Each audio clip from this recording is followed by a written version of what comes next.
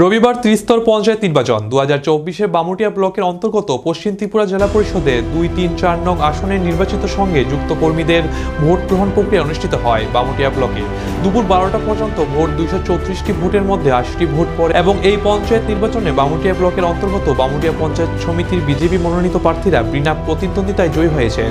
জেলা পরিষদের 1 নং আসনে প্রার্থী বিনা প্রতিদ্বন্দ্বিতায় জয়ী হয়েছেন এবং গ্রাম পঞ্চায়েতের নির্বাচন সবকটি আসনে বিজেপি বিনা প্রতিদ্বন্দ্বিতায় জয় হলেও তালতলা পঞ্চায়েতের 11 নং আসনে এবং উত্তর লেম্বুছড়া পঞ্চায়েতে 6 নং আসনে বিজেপি তীব্রামতা দলের মধ্যে ভোট হবে। 2024-এর আগামী 8 আগস্ট পঞ্চায়েত নির্বাচন।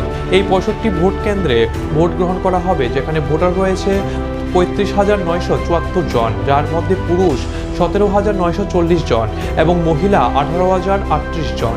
পাশাপাশি এই বিষয়ে সংবাদের মাধ্যমে মুখোমুখি হয়ে বিস্তারিত জানান বামুটিয়া ব্লকের বিডিও অমিতাভ ভট্টাচার্য। এই সময় উপস্থিত ছিলেন নির্বাচনী পর্যবেক্ষক অসীম সাহাও।